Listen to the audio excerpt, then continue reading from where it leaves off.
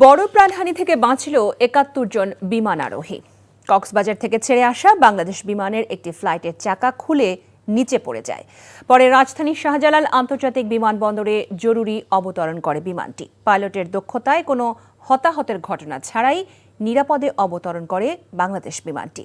নাজিবুর রহমান জানাচ্ছেন বিস্তারিত।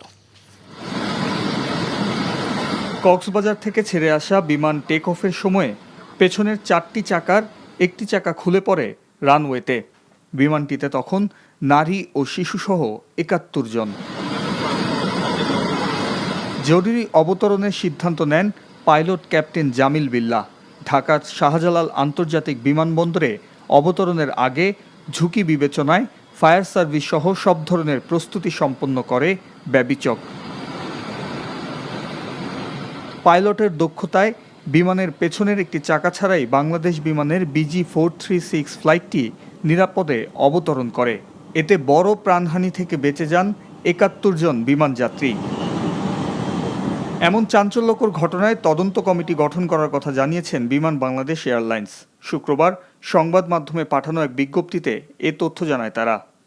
Najibur Rahman, NTV news, Dhaka.